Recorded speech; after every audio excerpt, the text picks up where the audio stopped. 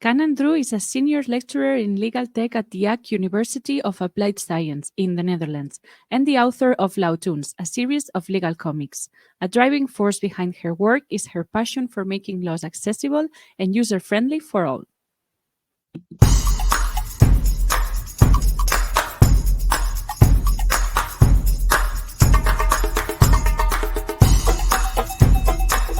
Kandinsky también empezó estudiando Derecho. Hi, Kanan. Welcome to the podcast. Hello. Thank you for having me. Thank you for being here. While doing research about you, we realized that it's something that we've seen over this last 3 years, interviewing lawyers and jurists, that many of us study law because we found injustice at a very young age. And so do you, because you were saying that after finishing your bachelor's degree at the London School of Economics, you started practicing law at the High Court in India, and there you found injustice and on the legal system itself, but also from your colleagues within the sector that would tell you, including judges, that you couldn't be there because you didn't have a family background in law. And from there, in the end, did you give up on litigation, or do you feel that you give up on litigation? Yeah, that's a very interesting question.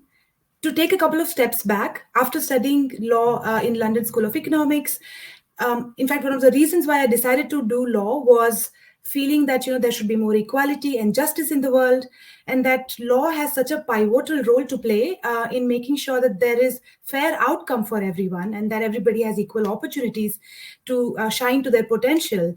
After doing the law degree, I had a stint in McKinsey & Company, so basically a very, very kind of corporate consulting environment. And after that, and there are kind of long story short, I returned to India because I was very active in different extracurricular activity in my university. And LSE being at the center of London, there was a lot of interesting influences from the public sector, private sector, and some of my friends decided to join the public sector as well. And I felt, that is a very interesting field to experience and get a lot of learning from early on. So I returned to India. I started to work for a think tank, which was at the Prime Minister's office, part of something called the Planning Commission. Now it's called the Niti Aayog, which is where a lot of policies are made and implemented at the national level and the state level. And there I saw that behind every policy, there is a law that kind of ultimately takes effect to make the policy sustainable and implementable at scale.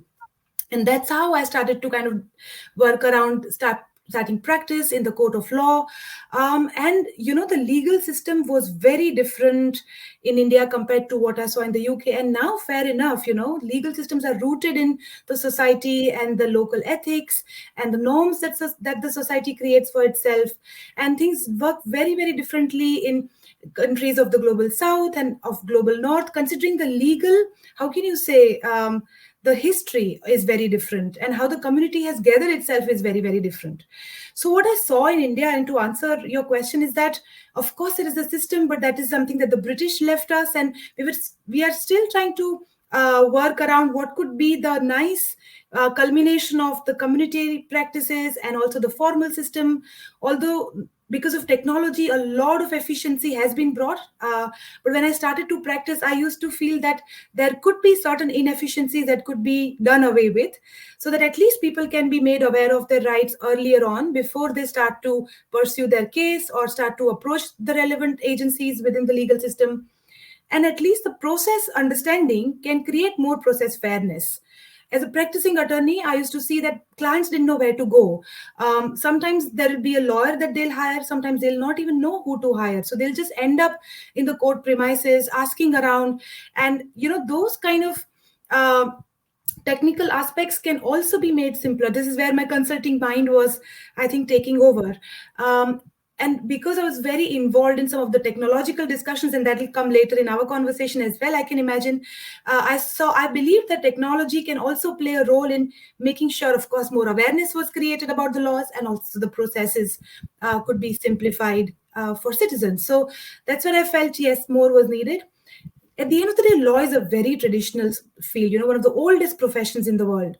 And judges and lawyers have across the world tended to be from a smaller community. Wherever you go, now that I've worked in different continents, I see that it's a global thing, that it's a small community where if the father is a lawyer, the son will also, not as much anymore. People have more access. But yeah, and because I don't have a very strong family background in law, that was definitely a question as to how I would, continue to climb the ladder. It's not very easy. And one has to kind of be very proficient, understanding of the human dynamics, the legal dynamics. And that's why I now kind of see in the hindsight that these questions were, at the time, I was taken aback that how can you ask this? Sometimes it's also the concern disguised in the wrong language, unfortunately, or just the right intention, but different generations. So yeah, that's how it played out at the time. And to kind of come to the final question about how did I leave litigation or whether I did, I ended up kind of wearing the startup hat more because I was inherently trying to solve some problems that I saw in the system. And I felt that the entrepreneurial or kind of innovation approach was a more positive way to contribute to the conversation rather than pointing fingers here and there that this is not okay, this is not okay. Okay, fair. If it's not okay, what are you doing about it? And what are the ways in which some solution can be generated? So I kind of have stepped away from litigation, but not from the law. The questions in my heart are still the same that I had even as a young entrepreneur then, or a young lawyer. Yeah, it's so interesting, and how important it is to find your mission and which role do you want to play. And I think you also made a good point about experiencing the private sector before moving to the public sector, because then you have a global overview of how the market works. And also in terms of choosing your job, if you want to work in the private sector or in the public sector, it's also interesting. Yes, exactly. More important now than ever before. That's all I wanted to say. Yeah, and I think also that what you mentioned about the being an industry or a sector where the family connections are very important. I think that's also we really need to work on in more countries more than in others, but still, like for example in Spain, this is super common, and sometimes this leads to unfair situations. So I think that's also a very important point, that sometimes you see that people that stay in some law firms are because or they are excellent, or because they have connections or belong to very powerful and rich families in the country, and it's interesting for the law firm to have them there, which I can understand in some way. But I think it's also a matter of giving equal opportunities to all the students independently of their background, no? So it's also a very tough topic. That's very interesting, because now, some of my students also say that especially law is such a glamorous field from outside. A lot of us kind of grow up thinking about law and being a lawyer as what we see in the series on streaming platform or what we see in the movies. But if you have that kind of a background, or if you see that from childhood around you, then you have a very different understanding of what is expected of you and what the job really entails. In a way, lawyers have also been, the way judges conduct themselves, they don't go out much in the society, they don't mingle much because they have to be really objective. So that can also explain why it's a smaller clique. But then, newer ways in which justice should be done, especially now AI is so much proliferated. It's a very interesting world now that we live in, and newer solutions might emerge, maybe newer problems as well. We don't know. Yes. I think we're starting to know that technology is not neutral, and that we really need to be sure that all the, for example, AI recommendation systems or profiling that the algorithms do and the companies do are also dangerous or can be dangerous. So that's super interesting as well. Yeah, we can talk about it later. Yep. So now we wanted to ask you as well about the Research Foundation for Governance in India that you created. And we wanted to know exactly what led you to found it, and how did you manage to gain reputation in the legal sector and the trust of the government? Yeah, that's a very interesting question too, because that's the next step in the journey after my litigation stint that I kind of did. Sometimes you have to be a little foolish, and sometimes you have to be a little kind of completely courageous without realizing the consequences. And sometimes things just happen naturally. So at the time, as I was asking the questions about, okay, if processes have to be more transparent, or people should be made more aware about the laws and rights that affect them, what could be done? There are legal aid centers, there are non-profits, but how can we have a conversation about, what are the helpful elements that we should make more in the legal system, and what are some of the things we can learn from or change? So just to start that discussion and dialogue within the society, I created this platform called Research Foundation for Governance in India. Research, because I inherently believe that some sort of an understanding or creating that wider baseline of research and kind of how can you say, creating that clear overview of how things stand at the moment is very necessary before you start to make solutions or start to think about this or that could work, could not work. And governance, because when I was at the LSE, I used to really see law as a very important facet of the society itself. So if you're talking of the law, it will be ultimately the entire system that will be affected in one way or the other. With that understanding, we started to organize discussions in the society. At the time, not knowing what would be the, response from people, what would people say, or how they perceive or kind of come across to this platform. To our surprise, there was a huge excitement, especially because we realized a lot of people had things to say and contribute and had a clear understanding and opinion. Oftentimes, there is just a need for the platform. At the time, social media was available. This was 2009-10 that I'm talking about. But still, meeting physically and having that conversation, nothing can beat that. That is also a human way to kind of come together and not be so polarized as we see today. So yes, the response was immediately very, very positive. There was a lot of media attention as well. A lot of state agencies started to get in touch, and we also started to work with them more. As I said, I was already part of the Niti Aayog, the Planning Commission of India at the time. I had kind of some understanding of how to work with the public systems, not knowing what would be the response, because initially we were just saying that the legal system needed to make these changes, or there should be more, how can you say, flexibility for the young people from the legal background to understand the system rather than joining as a junior lawyer to a senior and not be financially very well off. So there are consequences to that as well. But there was a lot of welcome. In fact, people wanted to engage with the young generation, even at the policy corridors. So that was also very, very welcome realization that if you have the approach of working with the system, then kind of pointing always the faults, there is an openness. Of course, it takes time. Of course, it also takes understanding of how things get done, not be frustrated with it, because there is a check and balance, and sometimes bureaucracy takes so much longer.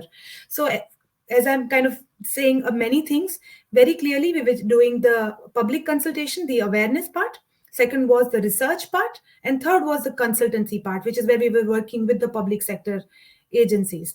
There's a lot of enthusiasm from the young audiences. That means the young lawyers, students, and as I said, also from the public officials. We started to get projects to write some of the laws, so doing research on the legislative drafting at the state level, at the national level, working with the members of parliament, essential kind of departments, which will be also part of drafting committees. So that was a fantastic experience. I was very young at the time, As I mentioned in the beginning, sometimes you just have to take that risk. And when you're young, you can take that risk. After a certain kind of stage in life, you start thinking and asking yourself so many questions that it'll be this inertia of making an action. So I think I'm very grateful that I just jumped at the idea that I thought is necessary to work on, and I just ended up working on it. And that's how it started. Maybe I could just stop there, because there are also things I learned from there. But wow, yeah, that is impressive. And was it a quick growth, or was it a natural kind of process? Yeah, many opportunities started to come. For example, as I mentioned, legislative drafting, there are cooperation partnerships, organizing bigger events. So I think learning to say no is something that I learned. I didn't do it very well at the time. But yeah, so the growth was quite fast. And it was so exciting because, I started to get into, I was very young myself, just kind of graduated a couple of years back. But then even Ivy League students started to apply to work with us. And that was also the fact that, okay, wow, that there is definitely a demand for people to kind of contribute. as we were discussing in the beginning, law is something is so aspirational for young people, and they want to make a difference. But if there are platforms available where they feel very valued and heard, yes, they want to be a part of that journey. So because of that also, things have to move really, really fast. But at the same time, that is also not the best place to be. You have to really be strategic if you're playing for a longer time. And I kind of, now I'm thinking back, I could have done that better, because I wanted to do everything and everything fast, because bigger problems to solve, country of billions of people, a legal system that matters so much. So I wanted to kind of change everything overnight, but things don't work that way. I realized that a sustainable financial model is also necessary for your activities to continue. I realized that kind of having the right team for the right kind of work that you want to do, having the right partners is very important. And all these are learning things that I've kind of along the way realized. But some I did well, some I didn't. And that's how my next kind of turn came to look at a more financially viable model through LawToons. And I know that we are going to be talking about that as well. Yes, that's super interesting. I wanted also to ask you, how do you feel about that? Because do you think that we need more think tanks, or maybe the think tanks that already exist should try to somehow unite forces and not be like competitors, but work together for the same goal if they have the same goal? Or if students, for example, have an idea of a think tank that doesn't exist, it's good to encourage them to try to create it. But if they have an idea of a think tank that maybe can be embedded in another think tank that already exists, should be better to try to work for them or something. In the development sector, I've seen that there are so many players now and very few resources. So everybody's working for the same grants or same resources. It's really important now to have a right coalition, right partnership to work together. In terms of the think tank, I've also learned, and as I said, I have immense respect and kind of, awareness that research is extremely necessary. But there is also this putting into action and the implementation part that sometimes think tanks kind of miss out on.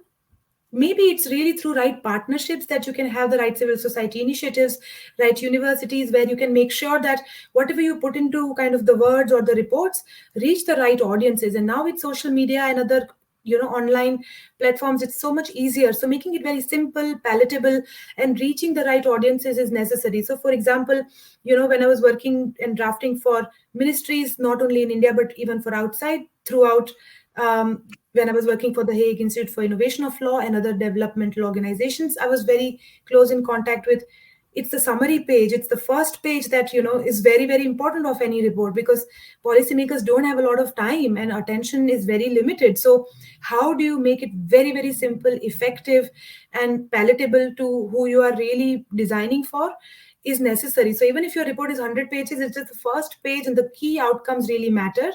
That's where the legal design really becomes important, and empathy with your audience becomes very important. As I said, the dots really connect, but you're really, really focusing on your audience is necessary, even for think tanks. Yeah, thank you for your view on that. And now we can move to the more creative part. I'm super excited about this. It's super interesting and super different for a lawyer, I would say. So yeah, just explain us how did you come up with the idea of creating a legal comic, or a legal series of comics?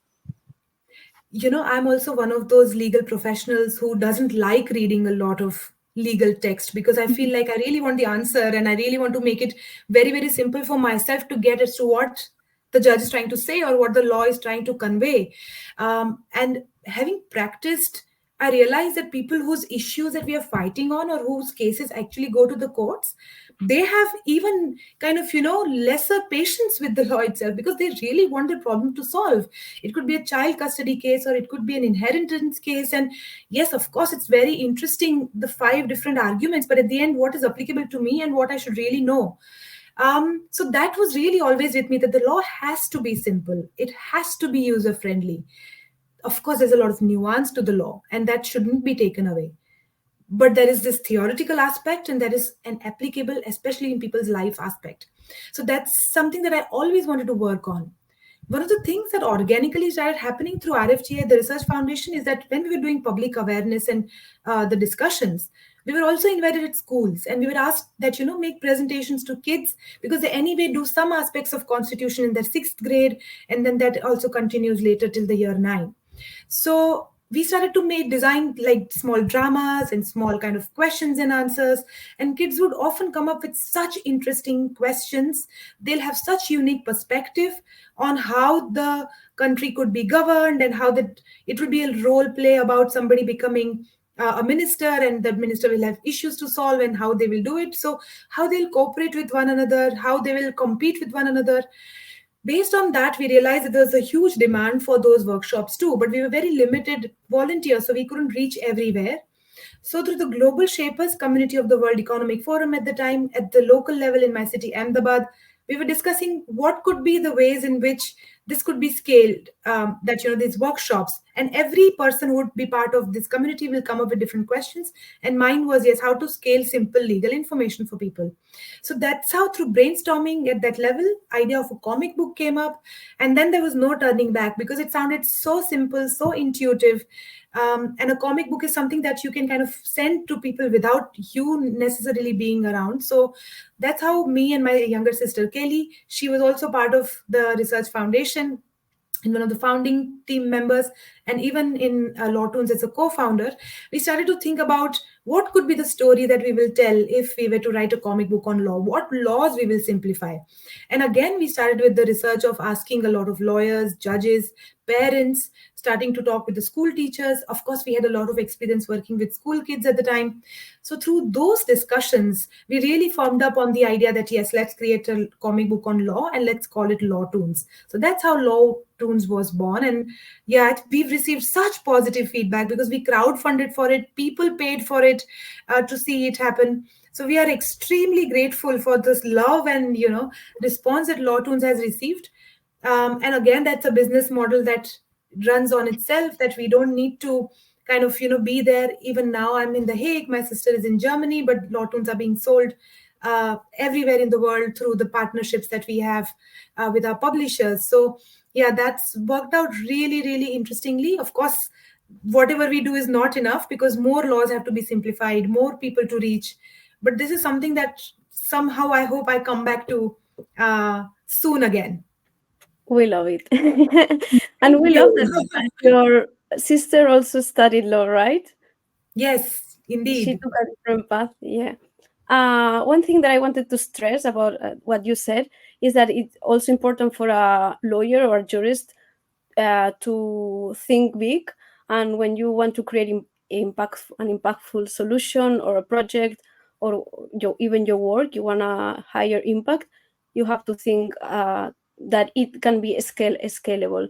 And that's really, really important. And that's what you did. You wanted to reach more and more people.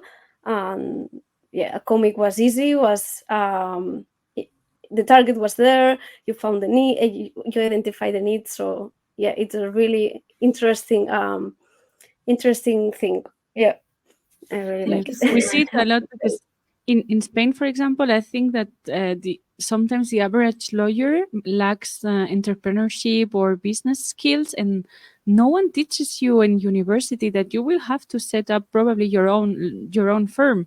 So it's super interesting that how come this is probably the most important thing that we will do in the future, and we never learn it in university. So I'm always very interested about lawyers who have this like business mindset. So yeah, thank you. I'm quite critical of some of the things that we miss in the legal education. Really, I think the empathy with the client is something that we can really do better in teaching, because we always go with solution that this and this needs to be done, but is it really helpful and applicable to the client? I think we really need to do more of that.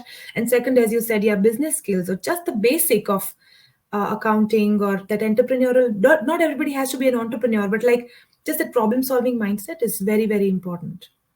Yeah, and I was also interested in the creative process of the comic, like how or who created the pictures, like the drawing, who did that, or how did you choose how it was represented? Yeah, and also you were involved in the process. Exactly. Yeah. So for example, as I mentioned, my sister and I wrote the story, and I was more like a project manager in making sure the funding is made available, how to kind of source everything. But when it comes to the artist, we were extremely lucky to partner with the National Institute of Design, the NID, because the director really liked the idea, and he said, we have an animation department, so why don't you kind of come and meet us and work with some of our students? So there was one student of the National Institute of Design who made the pictures. And it's a very creative journey, as you rightly said, because as lawyers, our learning curve was very, very steep. From just the words, like, the world of black and white and of words, looking through everything as visuals or everything as storytelling is a very different approach. But at the end of the day, the more you familiarize yourself with it, the more you realize that that's the intuitive way the human civilization has always learned and always communicated things. So visuals are extremely powerful. And that is something that kind of personally for me, looking into each character, how they will be designed, what they will say, what color of clothes they'll wear, even for our protagonist, everything in terms of how they are thinking, who are their friends, not friends, what food they like, what their everyday routine is like. So it's really kind of getting into the mind of the character to create a very successful comic. And I think we also kind of really relied on the intelligence of our readers, not assuming that they don't know anything, but in fact assuming that they are very creative themselves, made us make better stories. And we took stories from our childhood as well, me and my sister. So some of our relatives or situations in childhood, that's very real, and that also helped create a very genuine feel. And at least that's the feedback that we received from people, that they've really appreciated, at least the creatives, and not just a very simple comic with like somebody just telling you 1, 2, and 3, but putting questions and then for you to figure out what the answer will be. And do you have a special memory of that time?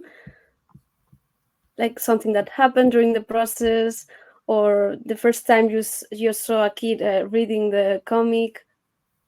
That was very, very nice when we used to go to schools and give copies of LawToons for kids to read, and they literally jump at it and kind of would not leave it. There are two memories that come to my mind. One of it is that, in a very lower middle class background in one of the areas in the city where we gave some of the comic books, we got a feedback that there was a child of 5 years. The comic book was meant for 10 to 14, but the 5-year-old girl would every day come from school and just open the comic book and make her own story, even though she couldn't read very well.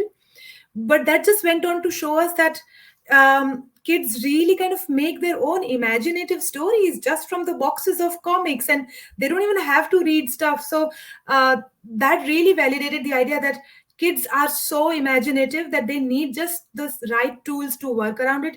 Similarly, there is this, young sisters who made their entire walls of their house from the comic book.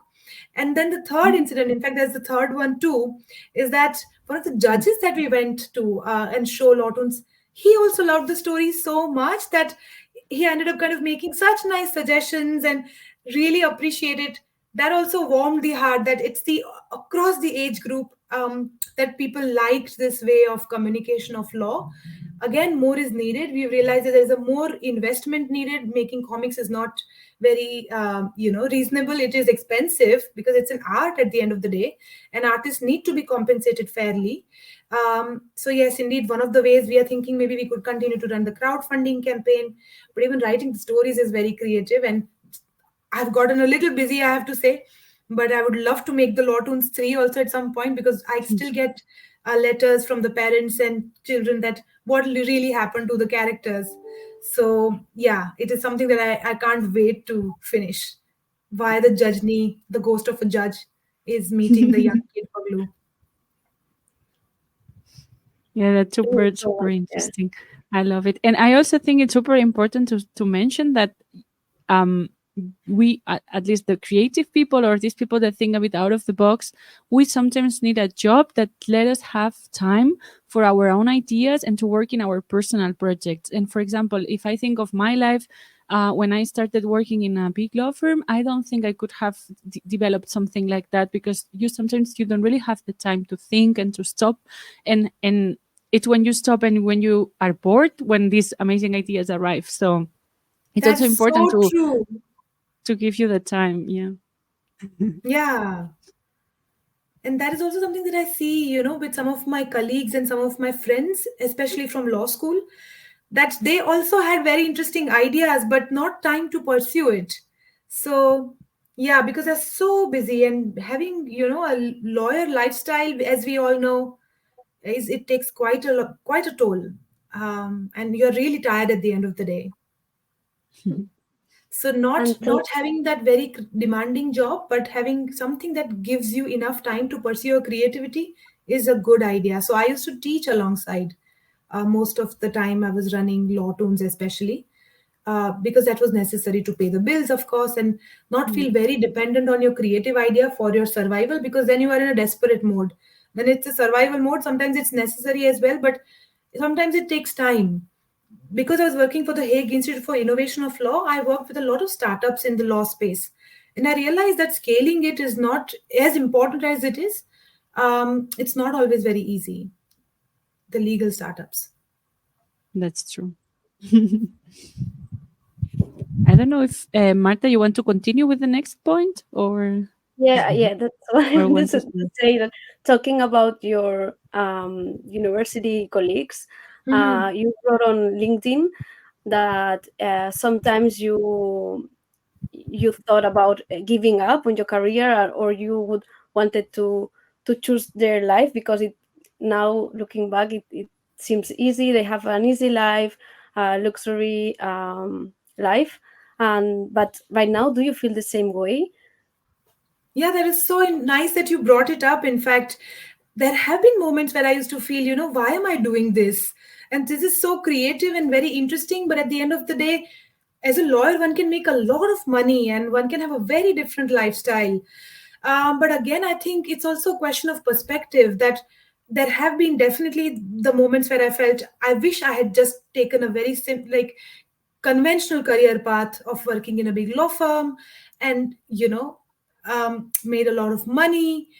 But I think now I'm more and more of the opinion that doing many things makes lives more full, because then having some kind of an issue to solve professionally or personally, you have diverse experiences, and with that you can even contribute more effectively to the conversation. So I think law is such a creative field. If you look at it, it gives you a very helpful analytical lens and understanding of the society, that with that you can do more things than one. At the end of the day, we want to serve the society through making it a better world, but if we are really kind of in our own silo, then we are robbing ourselves of the opportunity to contribute more effectively with impact. So yeah, I would say that in fact now I don't feel as bad. I feel that, yeah, create the sticking to your own creativity and your own calling is hopefully worth it in the end. I think everybody has their own journey and has their own path marked for them.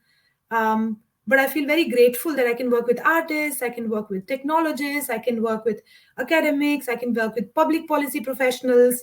So grateful that, I've been grateful to look at many sectors of the society and how they work and how they think. So yeah, I think that's been wonderful. yeah, I think it's also a matter of priorities and how your brain works, or what do you need to be like to feel fulfilled with your life.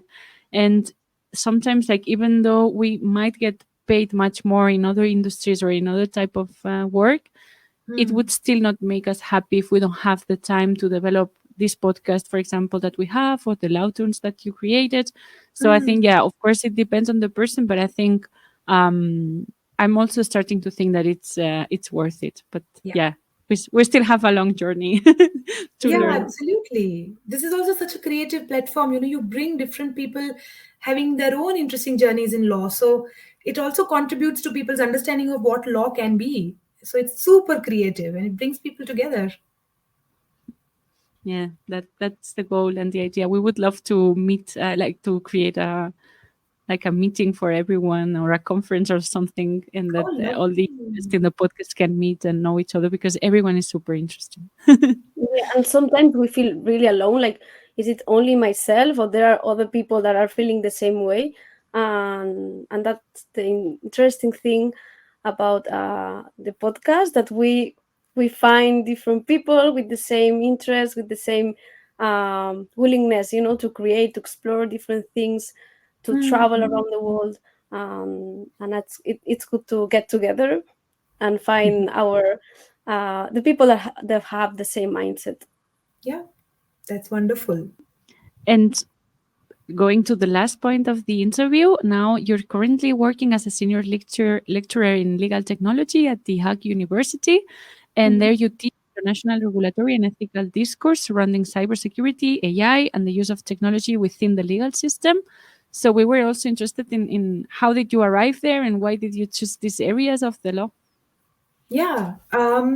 So after kind of doing the work on LawToons, I also started, it's been a serial entrepreneurial journey. I started something called the Law for Me, which was bringing not only law and design, but law, design, and technology together. And Law for Me got funded by the Hague Institute for Innovation of Law in 2014, actually. And then I kind of started to scale it, and the experience was not as successful as LawToons, I would say, but it taught me a lot, especially how technology can be integrated in the process of law. Eventually, in 2018, I ended up joining the Hague Institute for Innovation of Law. I came to the Netherlands, and as I mentioned before, I started to work with a lot of startups in the space of law, essentially also working with technology to see, how they are scaling, what kind of issues that they are trying to solve, and how law and technology essentially interact. And I saw that even through the platform of Legal Hackers, it's a global community connecting legal rebels, exactly the kind of people we mentioned, who feel lonely and who feel like, what else I have to do and contribute to, wearing the lawyer and innovator or creative person hat. So that's where my interaction with law and technology started. And when this opportunity came up to join the Hague University as a senior lecturer in law and tech, it's an area where I've always wanted to kind of contribute, considering creating the lawyers with that innovation mindset or that entrepreneurial mindset. Not everybody has to be an entrepreneur, but those skills of business, of kind of soft skills, working with people, problem solving, looking at law from the societal lens of in human lens, that kind of was an area that I found extremely important. The entrepreneurship and justice is also an interesting combination if you really kind of look at how many different initiatives are going in the world.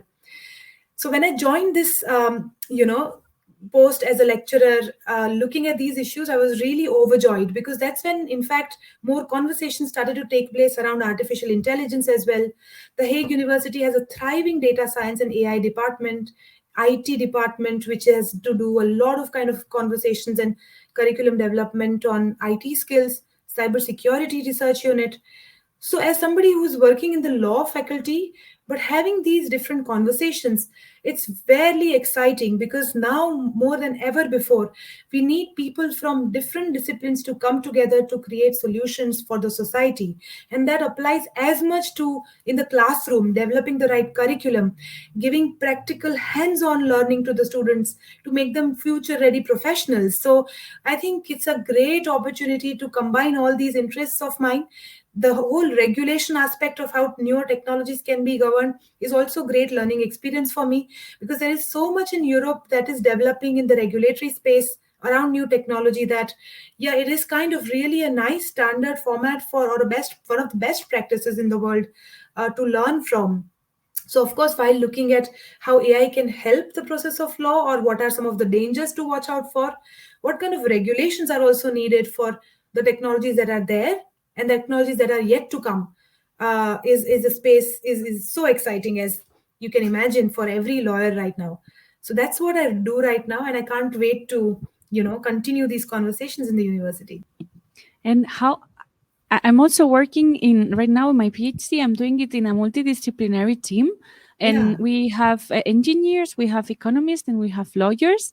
And it's super interesting because the outcomes are much richer and much more interesting because we bring the perspectives of everyone involved. But I'm also feeling very challenged by the fact that I have to learn programming skills because I have to be able to communicate with them. And even though it's true that they also have to learn the legal language because they have to also learn how to communicate with us. It's not only like unidirectional communication. But I wanted to know, how do you see that, and how do you feel that in the future it will become very important that also lawyers understand or have these programming skills? Yes, absolutely.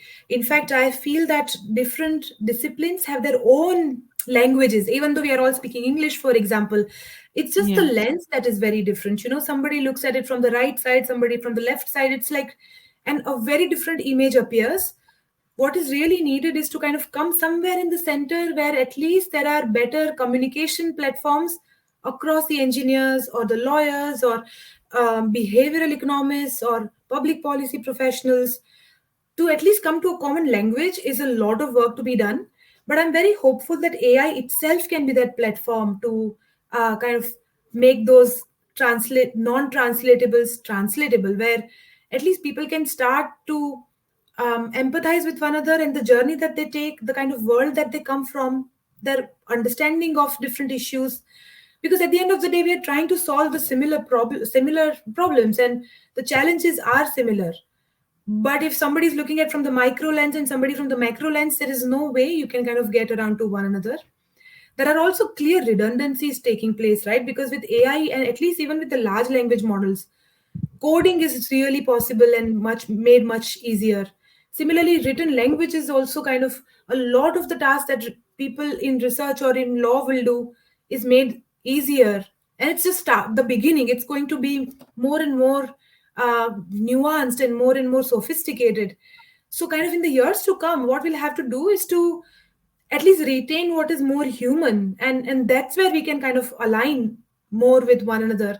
And I don't know the direction where we will go, but perhaps those sectoral differences will start to merge more, because technology will overtake so much of our work. And those are of course very important conversations to have.